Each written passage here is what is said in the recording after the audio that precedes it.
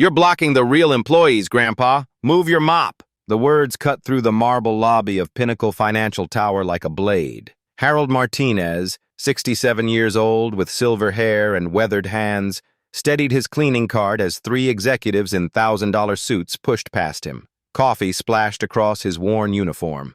Security should screen these people better, Jessica Chen sneered to her colleagues, her voice carrying across the morning rush. This isn't a nursing home. Harold's fingers tightened around the mop handle. In his shirt pocket, a platinum card caught the light for just a moment, but nobody noticed. They never did. The executives laughed as they stepped into the elevator, leaving Harold standing alone with his bucket and their assumptions.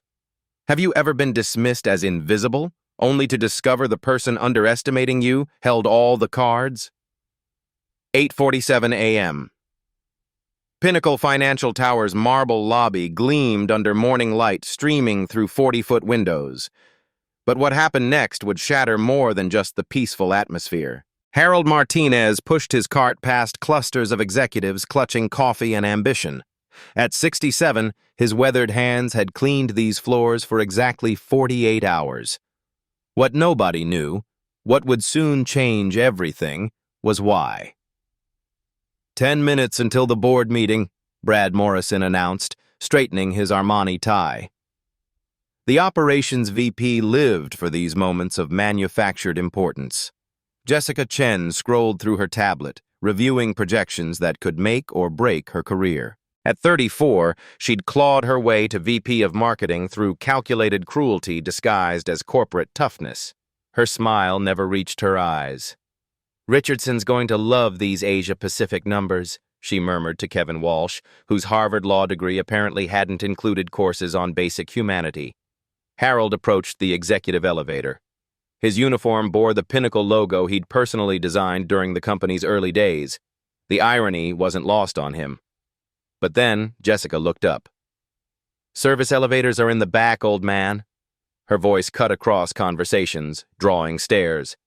"These are for actual employees." Harold's response was gentle, measured.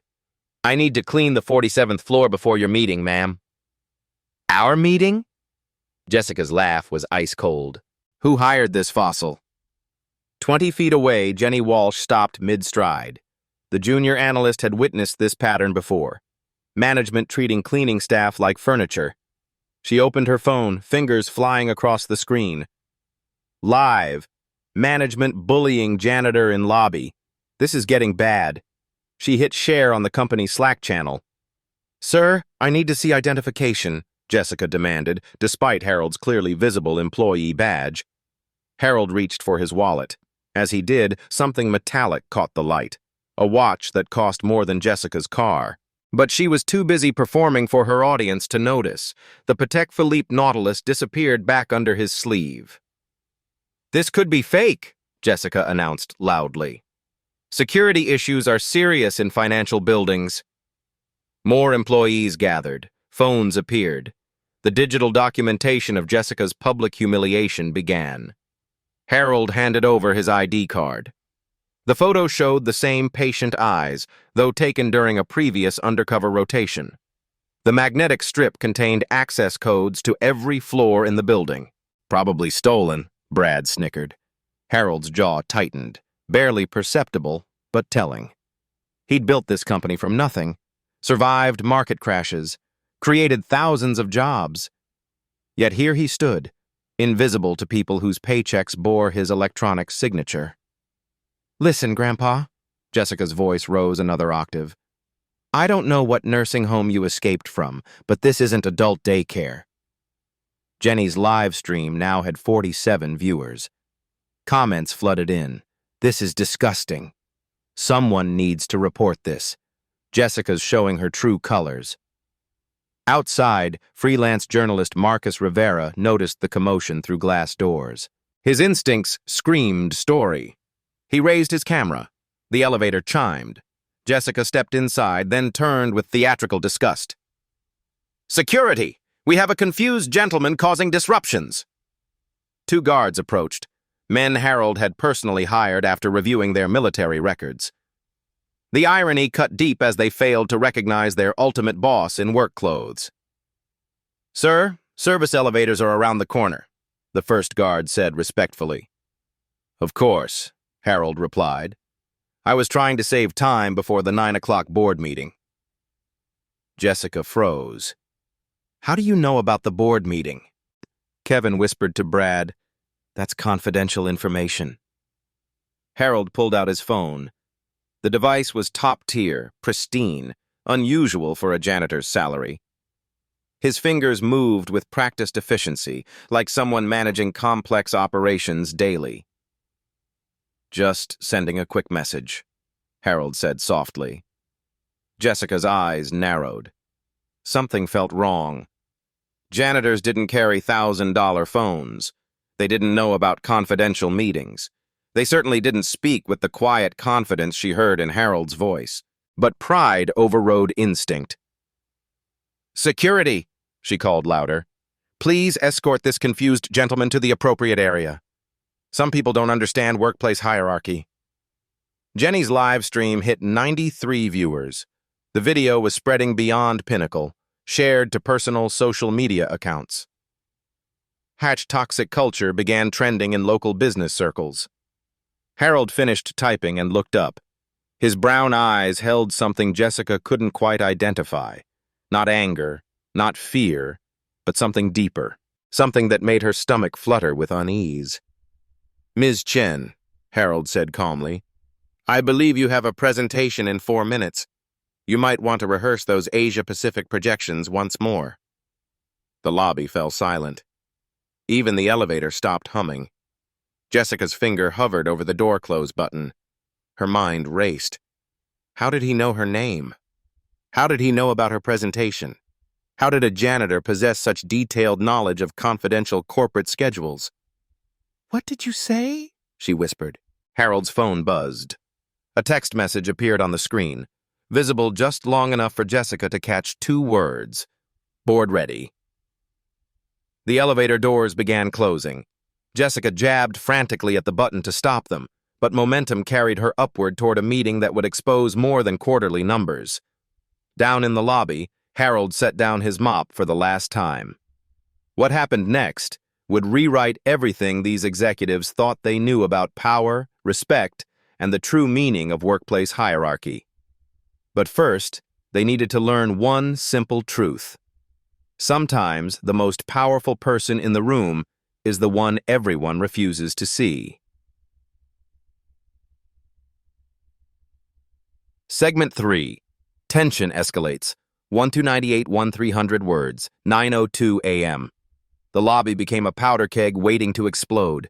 Jenny's live stream hit 200 viewers as notifications pinged across office floors. What started as routine workplace cruelty was morphing into something that would destroy careers and create legends. But the most dangerous part? Nobody knew it yet. Harold stood motionless near the elevators, his cleaning cart forgotten. Something had shifted in his posture, subtle but unmistakable, like a lion remembering it owned the jungle. "Sir?" the first security guard repeated, sweat beading on his forehead. "You really need to use the service elevator." "In a moment," Harold replied. His voice carried new authority that made the guard step back. "I'm expecting a call." On the 47th floor, Jessica burst from the elevator like a woman fleeing demons. Her designer heels clicked frantically against marble as panic clawed at her chest. How did he know her name? How did a janitor know about confidential presentations? "Jessica!" Brad called, jogging to catch up. "What happened down there? You look terrified." "That janitor!" Jessica gasped, her voice shaking. "There's something wrong. Something very wrong." Kevin Walsh emerged from the elevator, adjusting his tie with trembling fingers. "What do you mean?" "He knew things, confidential things. Janitors don't have access to that information." Jessica's mind raced through impossible possibilities. Unless... The 3 executives stood frozen in the hallway, their worst fears beginning to crystallize. Back in the lobby, Harold's phone rang. The sound sliced through mounting tension like a blade. "Harold Martinez speaking," he answered with crisp professionalism that made nearby employees stop and stare. Jenny's live stream captured every word. "Yes, Margaret, the assessment is proceeding as planned. No, we won't need to postpone the board meeting." 200 viewers became 400 in seconds. Comments exploded. Did he say Martinez? Assessment? What assessment? This is getting weird. Someone needs to investigate this. Marcus Rivera, the freelance journalist outside, felt his instincts screaming. 15 years covering corporate scandals had taught him to recognize the moment when everything changed. He pulled out his laptop, fingers flying over keys. Harold Martinez, Pinnacle Financial. The search results made his blood run cold. Forbes covers, SEC filings, board announcements, photos of a man who looked exactly like the janitor inside. But that was impossible, wasn't it? Rivera started live streaming to his professional network, his caption reading, "Something massive happening at Pinnacle Financial. Stay tuned."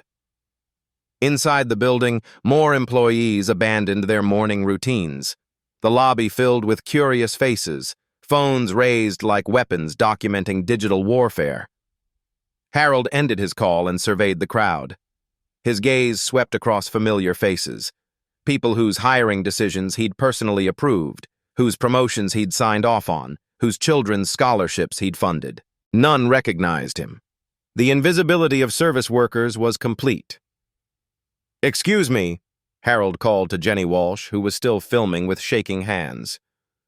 "Could you approach for a moment?" Jenny walked forward cautiously, her viewer count exploding past 600. Her finger hovered over the stop button, but something kept her recording. "What's your name?" Harold asked with gentle authority. "Jenny Walsh, junior analyst in market research." Harold's smile was warm, genuine, the first real emotion anyone had seen from him. "Your work on the European expansion reports has been exceptional, particularly your insights about sustainable investing trends in the Scandinavian markets." Jenny's face drained of color. Those reports were classified, accessible only to senior management and the executive board. "How do you know about those?" she whispered. Before Harold could answer, the elevator chimed with ominous finality. Jessica, Brad, and Kevin emerged, moving like people walking toward their execution. Jessica clutched her tablet with white knuckles, her Google search results glowing like evidence of her worst nightmare. The lobby fell silent except for the soft ding of elevators and the distant hum of a city that had no idea what was unfolding inside this glass tower. Jessica approached Harold with trembling steps. Her hands shook as she held up her tablet, displaying search results that defied belief. But she couldn't bring herself to speak the name, couldn't voice the impossible truth.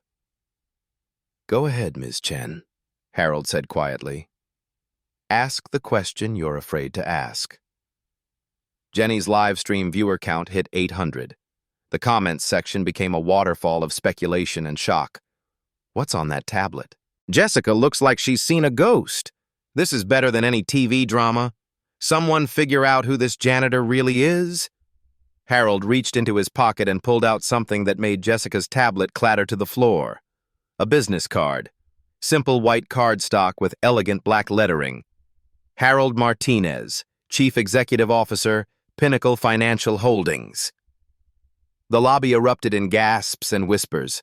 Phones appeared from every corner as employees frantically tried to process what they were witnessing. But Harold held up his hand, and somehow, impossibly, everyone fell silent. "Ms. Chen," he said with devastating calm, "before we continue, there's something else you should know." Jessica could barely breathe. "What?" Harold's eyes held depths of power she'd never imagined. "This isn't the first time I've done this. And you're not the first executive I've had to educate about respect."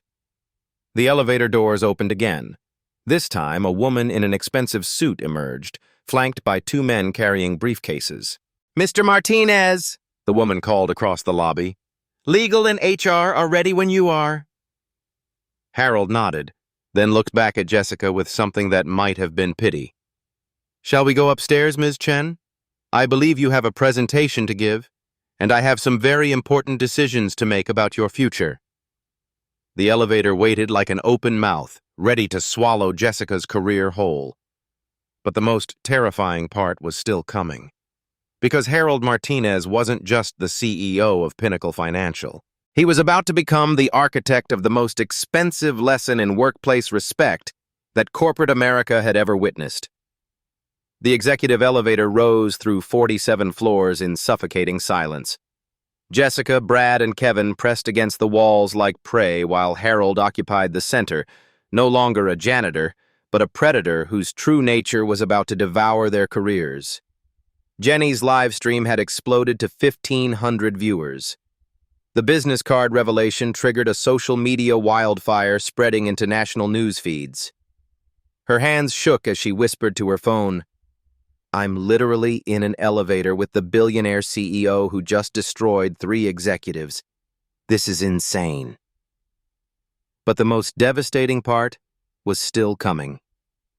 Harold turned to face the 3 people who'd humiliated him 30 minutes earlier. "Before we reach the boardroom, let me share something that will redefine your understanding of consequence." Jessica's voice cracked. "What?" 3 years ago, I implemented quarterly undercover assessments. Security guard, food service, maintenance, cleaning staff. Do you know what I discovered? The elevator climbed past floor 30. Harold's calm voice carried the weight of judicial execution. "I learned that power doesn't corrupt people, Ms. Chen. It reveals them.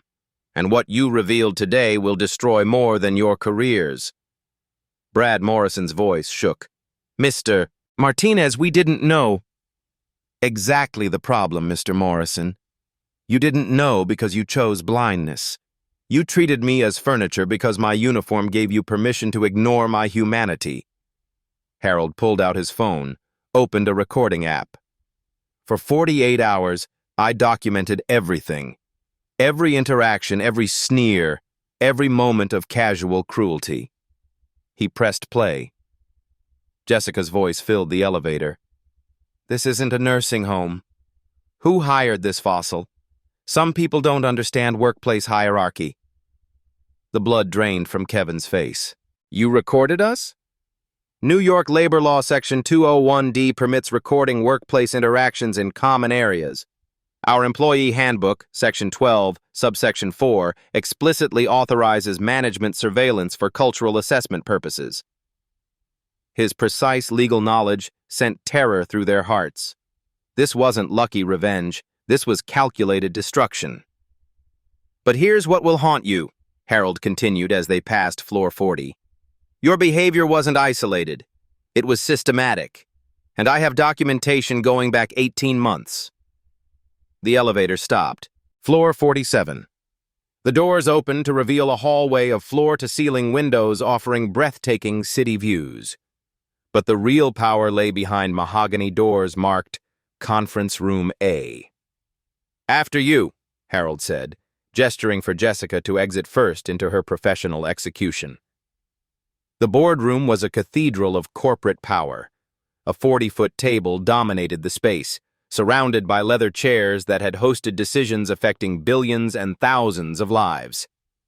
6 people waited, their expressions ranging from anticipation to barely contained glee.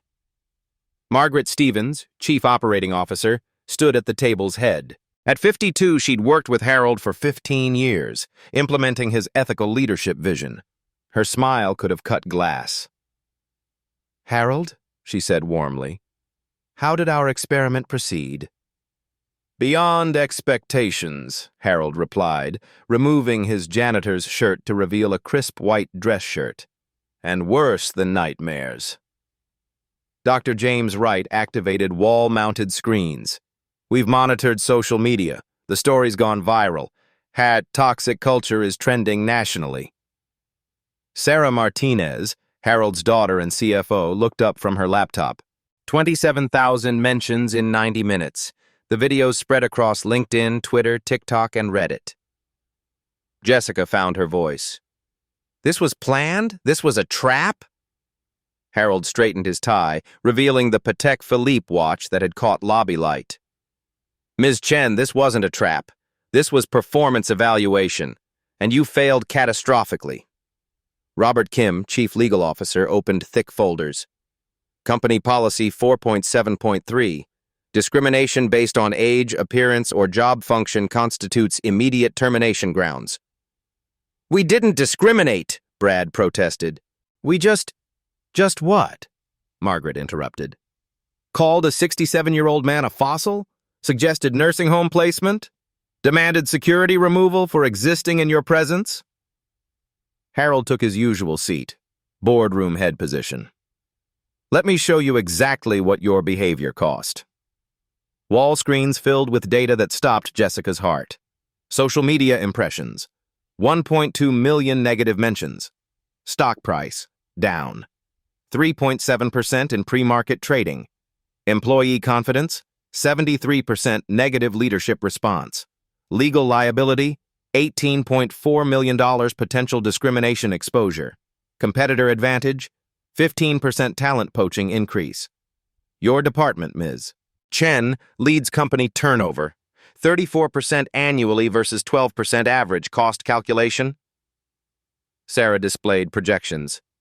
Recruitment, training, productivity loss in Jessica's division, $2.8 million quarterly.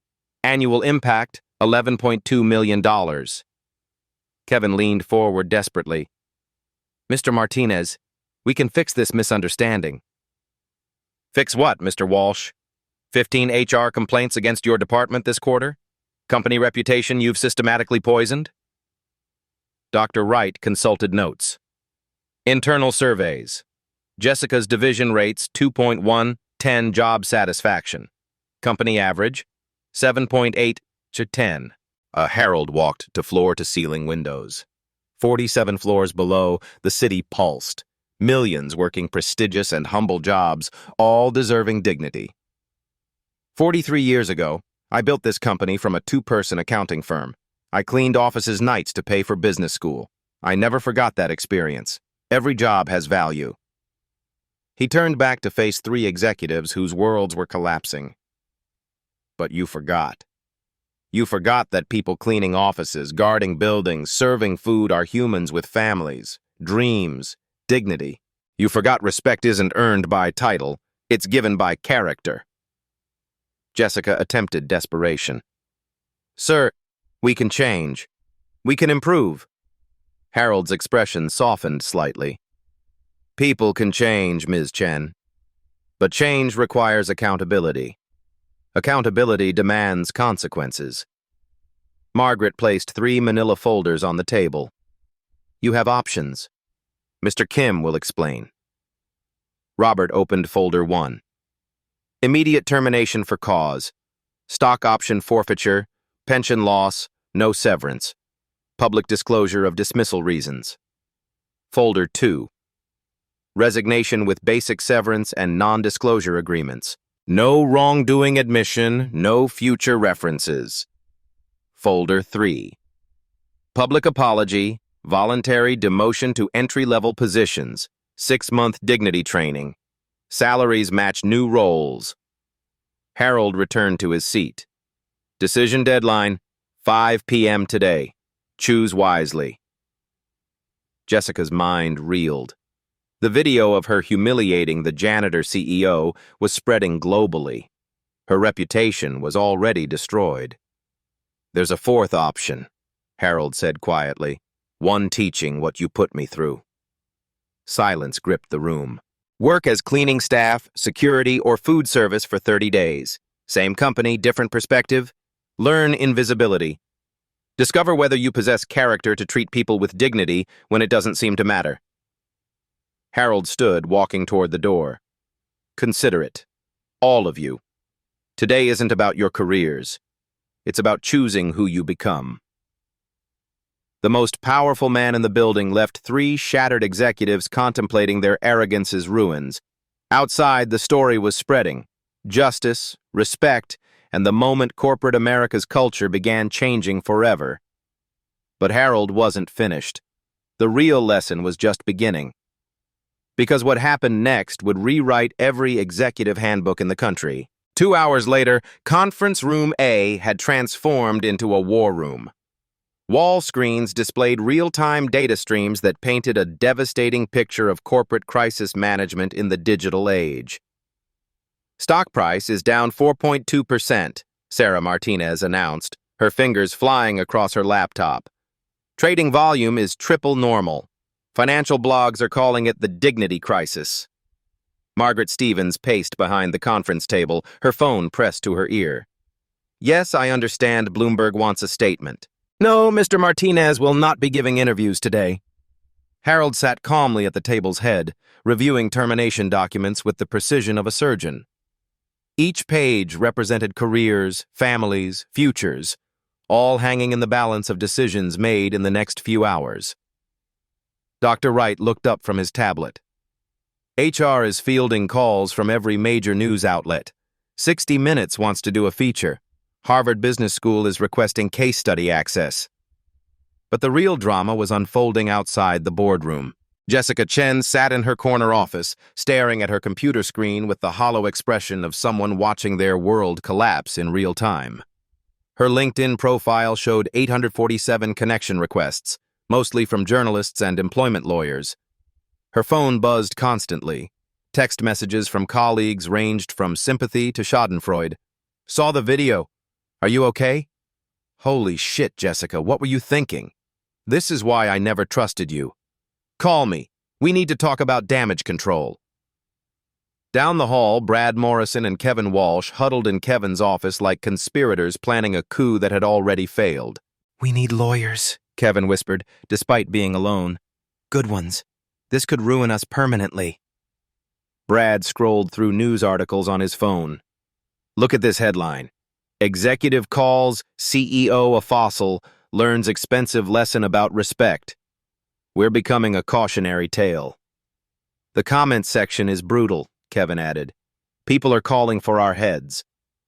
Some are suggesting boycotts of Pinnacle Financial. But Kevin was wrong about one thing. People weren't just calling for their heads. They were demanding systemic change. Back in the war room, Harold reviewed social media analytics with the focus of a general studying battlefield reports. Twitter engagement is off the charts, Sarah reported. But here's the interesting part. 68% of comments are positive toward our company. People are praising your leadership. Margaret ended her call and turned to Harold. That was the mayor's office. They want to discuss implementing dignity training programs across all city contractors. Harold nodded approvingly. What about employee response? Dr. Wright consulted his tablet. Internal surveys show 84% approval for your actions. Morale in Jessica's division has actually improved since this morning. People are coming forward with stories they've been afraid to share. Legal implications? Harold asked Robert Kim. Surprisingly minimal, Robert replied. Your documentation is thorough. The recordings are legally obtained. Company policy violations are clear-cut. If anything, we're protected against wrongful termination lawsuits. Harold stood and walked to the windows. The city sprawled below, millions of workers in offices, restaurants, shops, and services, each person deserving dignity regardless of their role. The question isn't legal, Harold said quietly. It's cultural. How do we ensure this never happens again? Sarah pulled up a presentation she'd been working on. I've been analyzing similar companies. Organizations with strong dignity cultures show 23% higher employee retention, 31% better customer satisfaction, and 15% higher profitability. Implementation timeline? Margaret asked. I want changes effective immediately, Harold replied. New hiring protocols, mandatory respect training for all management levels, and anonymous reporting systems with real consequences. Dr. T. Wright opened his laptop. I've drafted policy changes based on today's events. Dignity officers for each division, quarterly culture assessments, and executive compensation tied to employee satisfaction scores. Harold turned back to the table. What about the 3 executives? Robert Kim consulted his notes. Jessica Chen submitted her resignation an hour ago. She chose option 2, basic severance with an NDA. Her letter cited irreconcilable differences with company culture. Brad Morrison and Kevin Walsh? Still deciding. Morrison's attorney called asking about option 3, demotion and training. Walsh seems inclined toward resignation. Harold nodded. Their choice. But whatever they decide, the message is clear. Respect isn't negotiable. Margaret's phone buzzed with another call. CNN wants to interview you about creating a dignity revolution in corporate America. Harold smiled, the first genuine smile anyone had seen from him all day. Schedule it, but not as CEO defending his actions, as someone who believes every worker deserves respect. Sarah looked up from her laptop. The video has hit 2 million views across platforms. Hashtag Dignity Matters is trending globally. Companies are already announcing policy reviews. Media response summary? Harold asked. Dr. Wright scrolled through news feeds. Wall Street Journal calls it a masterclass in authentic leadership. Harvard Business Review wants to publish your methodology.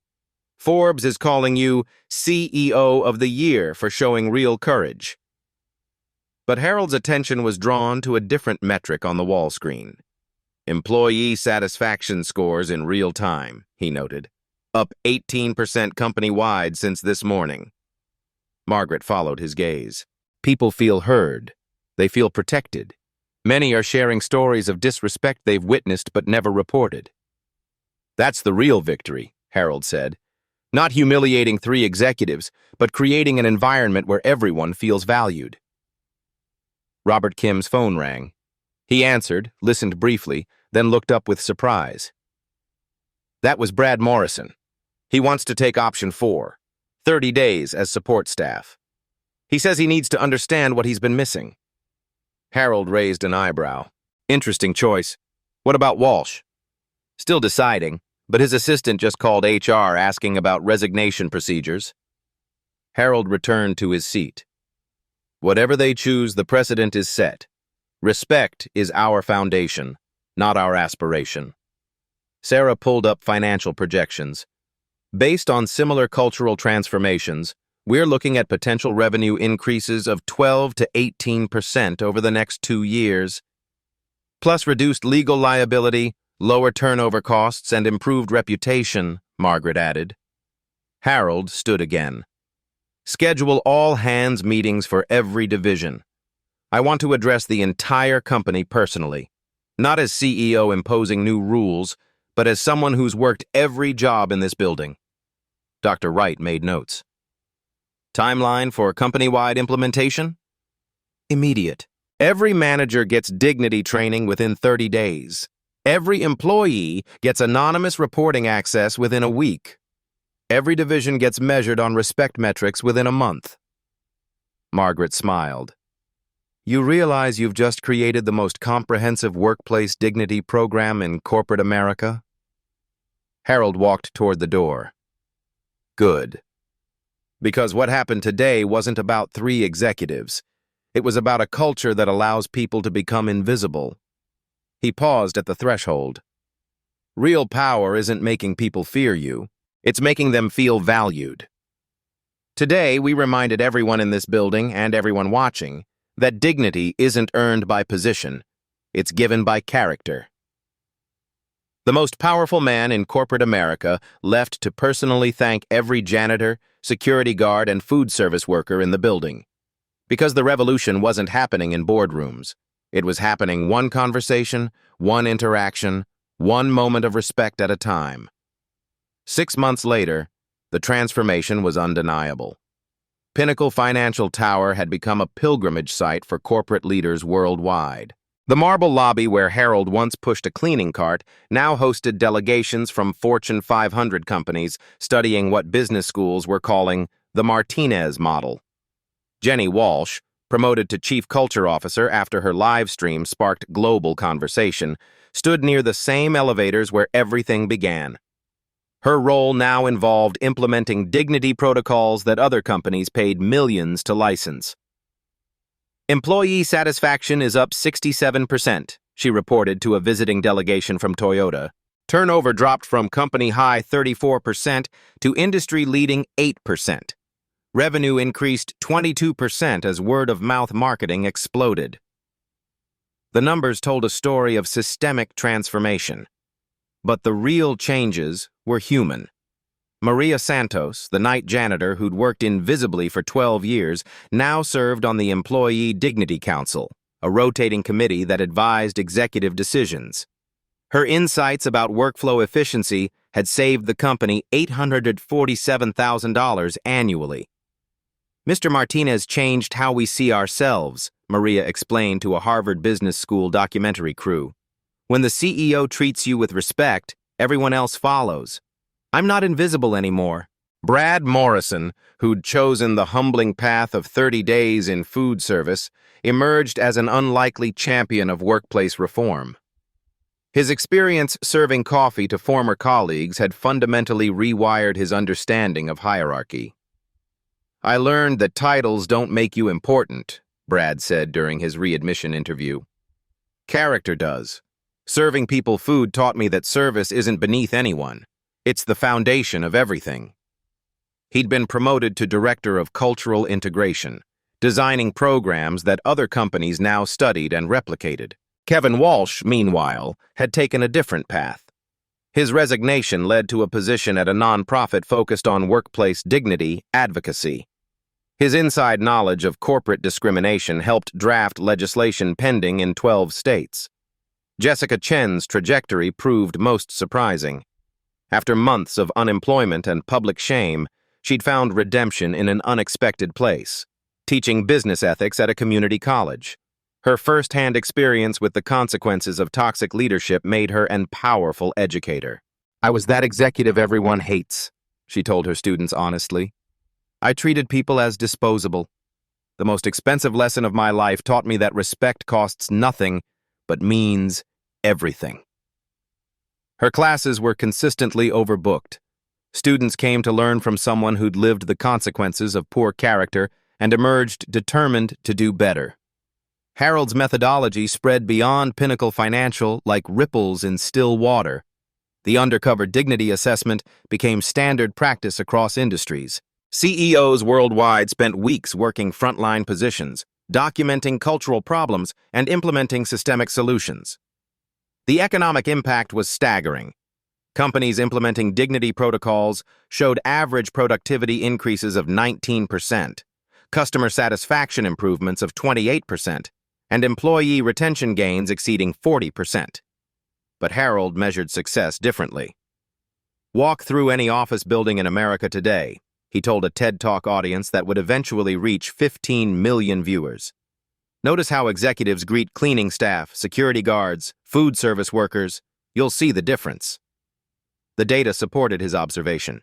Independent surveys showed measurable improvements in cross-hierarchical workplace interactions across multiple industries. The phrase Martinez effect entered business lexicon, describing positive cultural change driven from executive leadership. Pinnacle Financial's stock price had recovered and soared 43% above pre-incident levels. But more importantly, the company's Glassdoor rating improved from 2.8 to 4.7 stars. Employee testimonials painted pictures of transformed workplace culture. I've never worked somewhere that actually values every person. Management treats everyone with genuine respect. This is what corporate culture should be everywhere. The technology solutions proved equally revolutionary. The anonymous reporting app Harold commissioned became industry standard, licensed to over 2,000 companies. Real-time culture monitoring helped organizations identify and address problems before they escalated. Legislative impact followed business transformation. The Workplace Dignity Act, inspired by Harold's documentation of systematic discrimination, passed in 7 states and was pending federal consideration. It required companies to implement anonymous reporting systems and tie executive compensation to employee satisfaction metrics. International adoption accelerated change globally. European corporations, Japanese conglomerates, and multinational organizations worldwide implemented dignity protocols. Business schools added mandatory courses on respectful leadership. Harold's personal mission expanded beyond corporate reform. The Dignity at Work Foundation, funded by speaking fees and book royalties, provided free training to small businesses and nonprofits. Over 50,000 organizations had participated in their programs. The foundation's research revealed touching insights about workplace respect. Employees who felt valued showed decreased stress-related illness, improved family relationships, and higher community engagement. Dignity at work created dignity everywhere. Harold still conducted quarterly undercover assessments, but now they revealed positive stories. Executives who remembered their humanity. Managers who protected rather than exploited vulnerability. Cultures where respect flowed naturally between all levels. The revolution had succeeded beyond Harold's wildest expectations, not through force or mandate, but through the simple recognition that every person deserves dignity. 2 years later, Harold Martinez stood in the same marble lobby where his journey began. But everything had changed. Where once executives had dismissed a janitor, now leaders from across the globe came to study authentic leadership. The black stories of workplace discrimination had transformed into touching stories of human dignity triumphant. Jenny Walsh, now keynote speaking at conferences worldwide, often reflected on that morning.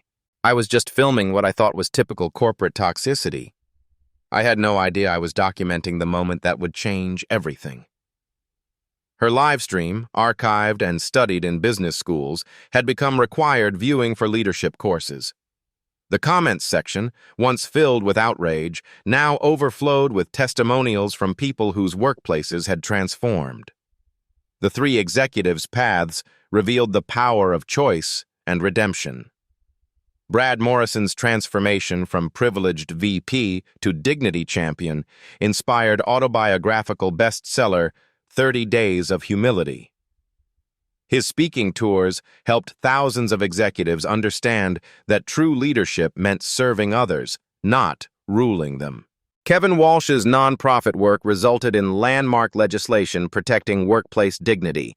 His legal expertise, combined with lived experience of consequence, created frameworks that protected millions of workers from discrimination.